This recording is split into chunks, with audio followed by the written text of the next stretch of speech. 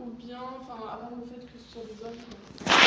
Non, il n'y a pas de profil dans le sens où, quand je dis c'est des civils, des personnes qui étaient là sur traverser la rue, qui sortaient de leurs travaux. Non, c'est des personnes qui n'étaient pas impliquées. Non, il y a eu des cas de combattants, mais dans le cas des combattants, il y a toujours échange. C'est-à-dire les partis politiques font des échanges entre eux. Malheureusement, les civils qui n'ont pas les moyens, qui n'ont pas les contacts, qui en fait, c'est eux qui étaient les plus grandes victimes. Donc les familles n'ont toujours pas de raison pour lesquelles... Non, c'est un instrument de guerre, c'est une arme de guerre, les enlèvements. C'est adressé pour intimider, voilà, terreur, c'est la terreur. Vous savez, dans les guerres, on utilise toutes les armes pour intimider l'autre, pour la terreur, y compris les massacres, les déplacements forcés et les disparitions. C'est une arme de guerre qui a été utilisée dans le monde entier en fait, parce que ça implique pas seulement la personne, c'est sa famille, sa communauté. C'est vraiment une des armes efficaces, malheureusement, de guerre. Voilà. Alors oui, la majorité, malheureusement. Et je peux vous dire aussi que les personnes qui avaient les moyens, ça aussi, il ne faut pas généraliser, peut-être payer de l'argent, ils pouvaient récupérer ou libérer leurs disparus. Et peut-être Madame Halwani pourrait dire, mais au niveau du statut économique, socio-économique, c'est vraiment les plus défavorisés qui en fait continuent à réclamer leurs disparus. C'est vraiment, ça vaut une étude, mais elle pourrait nous le confirmer, on le voit, on le vit. Et on sait que, en fait, c'est les familles les plus défavorisées qui n'ont pas des contacts, qui n'ont pas de soutien, qui en fait continuent de voir des disparus.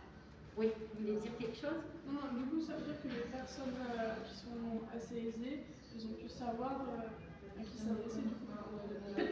Peut-être, il faut le prouver, mais on pense que si vous voulez, le facteur économique a joué son rôle, parce que malheureusement aussi les milices ont joué là-dessus. C'est-à-dire, quand ils savaient que cette famille venait, et même il y en a il y avait une économie aussi de guerre. Il y a eu des enlèvements, pas sur une base, si vous voulez, politique, idéologique ou religieuse, mais sur une base aussi économique, parce que c'était le chaos. Et les milices, il y avait plusieurs groupuscules, des centaines de groupuscules dans des quartiers qui pratiquaient ces enlèvements, sans principe, sauf pour gagner aussi de l'argent. Il y avait tout ça, tous ces facteurs qu'il faut prendre en considération. Alors, ça pouvait être des cas où deux personnes, Abadai, ce qu'on appelle Abadai, qui pouvaient se dire celui-là va passer par là, il a de l'argent, etc. Ils pouvaient aussi utiliser tous les moyens, du moins ils étaient armés et pensaient pouvoir le faire parce que l'État était absent. Et c'est pour ça une plus forte raison pour que l'État a l'obligation, parce qu'il a été incapable de protéger ses citoyens, de donner des réponses, de pouvoir quand même d'aider à la clarification du sort des disparus. Alors, vous allez voir aussi que avec le commencement des campagnes nationales et les pressions au niveau local comme international, mais bien entendu au cœur de cette lutte, il y a toujours les familles. Parce que sans les familles, c'est pas possible en fait. Il faut quand même toujours, et c'est pour ça, dans la justice transitionnelle, les victimes sont au cœur de ce travail de recherche de la vérité et qui donne la légitimité à ce travail sur le passé. Alors la première en fait, commission ou comité créé par décret, par décision du Premier ministre, va créer pour la première fois, il y a eu des tentatives, mais on peut dire que depuis la fin de la guerre, ça a été la première, c'était en l'an 2000, ça a pris du temps quand même, une dizaine d'années, pour qu'il y ait vraiment une initiative qui paraissait à l'époque sérieuse, mais ce comité va être créé seulement par des militaires ou des agents de sécurité de l'État.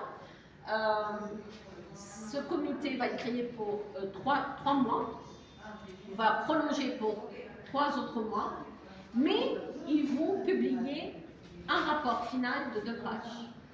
Vous imaginez, hein, on avait mentionné dans les cas des commissions de vérité, les rapports sont des centaines de pages, et là, pour dire, en fait, tous sont morts. Tous les disparus, les milliers de sont, voilà, ils sont décédés, les milices n'ont plus de personnes enlevées, le régime syrien dit « je n'ai pas de détenus politiques », et ils ont mentionné 3 cimetières, ou ce qu'on appelle aussi des charniers, en prenant soin d'avoir un équilibre au niveau confessionnel. Dans Marmeter, où il y a une cimetière pour les orthodoxes, à Tahmita, ce qu'on appelle aussi cimetière des Anglais, et à le cimetière des martyrs à Hajj Beyrout. Vous connaissez Hajj Beyrout, qui est un des rares espaces verts où il y a des informations qui disent il y en a là-bas, et aussi il y a le cimetière qui n'est pas loin, que vous pouvez voir en allant vers Hajj Beyrout. Alors ils ont dit, c'est la première fois qu'un comité officiel reconnaît l'existence de charniers, quoique c'est innocent preuve.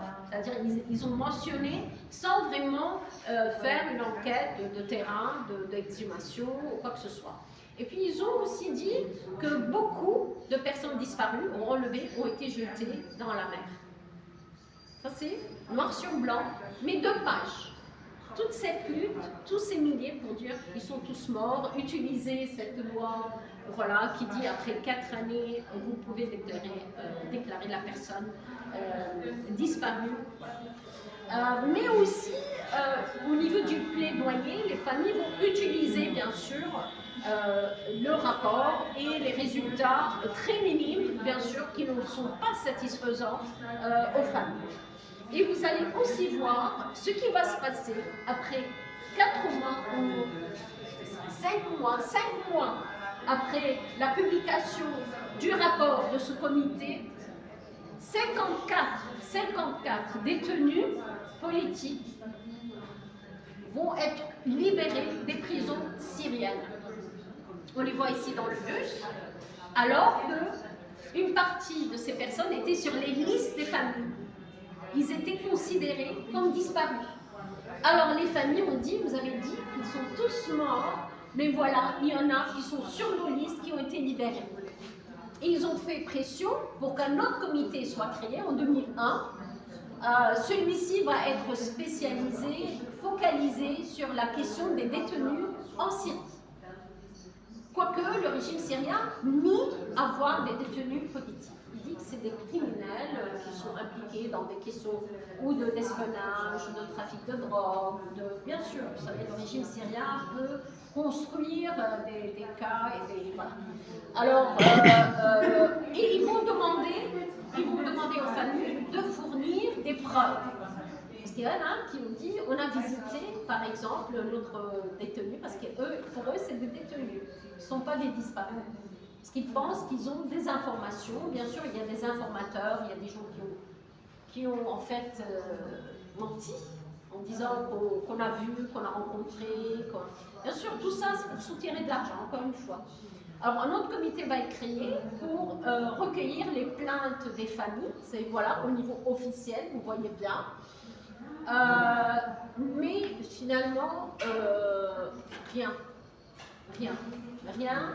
pas de réponse satisfaisante, toujours la même réponse, tous morts. Il n'y a personne dans les prisons syriennes.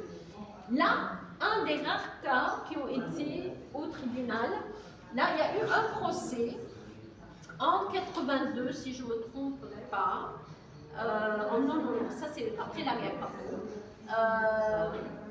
Ça c'est en 2002. En 2002, un responsable des forces libanaises a été jugé pour avoir enlevé une personne en 82. Ça c'est un des rares cas où il y a eu un jugement et cette personne a été emprisonnée pour 3 ans. Ça c'est parce qu'il y a eu un cas qui a abouti et c'est très très rare. Le travail continue des familles au niveau des campagnes médiatiques et là c'est une campagne nationale pour commémorer le 13 avril. Le 13 avril, comme vous savez,